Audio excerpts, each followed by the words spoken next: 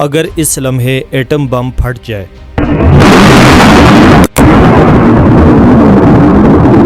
نہ کوئی وارننگ، نہ کوئی بچاؤ، صرف ایک دھماکہ اور پوری دنیا راکھ بن جائے۔ صرف ایک ایٹمی دھماکہ چند سیکنڈ میں کروڑوں جانیں کیسے لے سکتا ہے؟ کیا آپ نے کبھی سوچا ہے کہ اگر ایٹم بم کسی بڑے شہر پر گر جائے تو اس کے بعد کیا ہوگا؟ جب ایک ایٹم بم پھٹتا ہے تو جہاں پر یہ گرتا ہے وہاں پر گرنے کے بعد سیکنڈوں میں ہزاروں لوگوں کی موت ہو سکتی ہے۔ اس ایٹم بم سے نکلنے والی ریڈیشنز کئی نسلوں تک باقی رہتی ہے۔ اس ریڈیشن میں جو لوگ بھی سانس لیں گے اگر وہ زندہ بچ بھی جائیں تو وہ زیادہ لمبے عرصے تک نہیں جی پائیں گے، یعنی اس کے اثرات سے بچ نکلنا بالکل ناممکن ہے۔ جہاں پر یہ بم پھٹ جائے وہ علاقہ اتنا خطرناک ہو جاتا ہے کہ اس سے نکلنے والی ریڈیشنز کئی سالوں تک باقی رہتی ہیں۔ ایٹم بم کس قدر خطرناک ہے اس کا اندازہ آپ اس بات سے بھی لگا سکتے ہیں، دنیا میں سب سے زیادہ ہائی ٹمپریچر پر پگھلنے والی چیز ڈائمنڈ ہے۔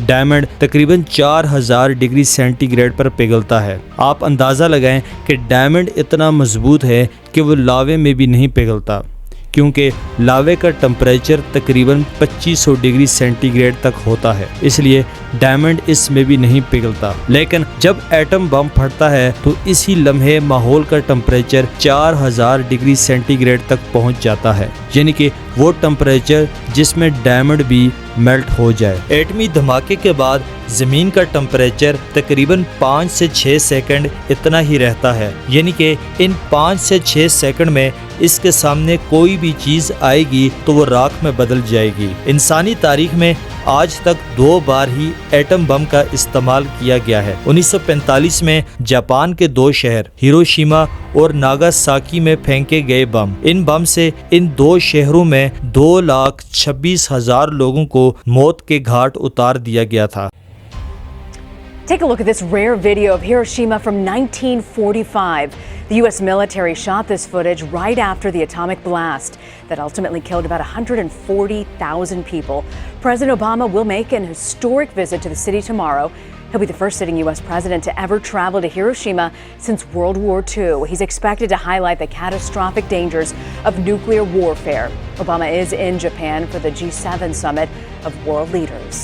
ایٹم بم انسان کی بنائی ایک ایسی چیز ہے جس کے اندر کا ٹمپریچر سورج کے بیچ کے ٹمپریچر سے بھی زیادہ ہائی ہو جاتا ہے۔ سورج کے سینٹر کا ٹمپریچر تقریباً 15 ملین ڈگری سینٹی گریڈ تک ہوتا ہے، اور جب ایٹم بم پھٹتا ہے تو اس کے سینٹر کا ٹمپریچر تقریباً 100 ملین ڈگری سینٹی گریڈ تک پہنچ جاتا ہے۔ ایک ایٹم بم جب پھٹتا ہے تو وہ تقریباً 207 اسکوائر کلومیٹر تک کے ایریا کو ڈیمیج کر دیتا ہے، اور اس سے پیدا ہونے والی آواز کی شدت اتنی ہوتی ہے کہ وہ آواز 240 ڈیسیبل سے 300 ڈیسیبل تک پہنچ جاتی ہے۔ یہ کوئی معمولی آواز نہیں ہے۔ عام طور پر ہمارے کان 100 سے 120 ڈیسیبل تک کی آواز کو سن سکتے ہیں۔ اس سے اوپر کی آواز ہمارے کانوں کو فوری ڈیمیج کر سکتی ہے، لیکن جو آواز ایٹم بم کے پھٹنے سے پیدا ہوگی وہ آپ کے کانوں سے خون تک نکال دے گی۔ اس سے پیدا ہونے والی آوازوں سے لوگ دل کا دورہ پڑنے کی وجہ سے بھی مر جاتے ہیں۔ ایٹم بم پھٹنے سے جو ویوز بنتی ہیں وہ 1 سیکنڈ میں ہزاروں کلومیٹر تک پھیل جاتی ہیں، یعنی کہ یہ ویوز اتنی پاورفل ہیں ان کے سامنے آنے والی بلڈنگز کے شیشے تک کو توڑ ڈالیں گی۔ اس دھماکے کے دوران ایک بادل بنتا ہے جو زمین سے اوپر کی طرف اٹھتا ہے، زمین سے تقریباً 40 کلومیٹر کی بلندی پر۔ دھماکے کے بعد یہی بادل برسنا بھی شروع کر دیتا ہے۔ جب یہ بارش ہوگی تو یہ ایک زہریلی بارش ہوگی، کیونکہ دھماکے کے بعد ریڈیشن سے جو بننے والا دھواں ہوتا ہے یہ اسی سے بننے والی بارش ہوگی، جو کہ بالکل کالی بارش ہوگی۔ اس بارش سے برسنے والی ہر بوند کالی اور انتہائی خطرناک ہوگی۔ اس بارش کو تیزابی بارش یعنی کہ ایسڈ رین کہہ سکتے ہیں، اور یہ بوندیں اگر کسی سبزی پھل وغیرہ پر گرتی ہیں اور وہ آپ کھا لیں تو یہ آپ کو موت کے منہ تک لے جائے گی۔ اگر ان سب حادثوں کے بعد بھی کوئی زندہ بچ جائے، لیکن اگر اسے ذرا سی ریڈیشن ہو گئی تو وہ معذور ہو جائے گا اور اسے آنے والی نسلیں تک معذور ہو جائیں گی۔ ایٹم بم کی تباہی شاید چند لمحوں کی ہو، مگر اس کا درد نسلوں تک محسوس ہوتا ہے۔ یہ وقت ہے سوچنے کا، بولنے کا اور بچانے کا، ورنہ کل صرف راکھ بچے گی اور افسوس۔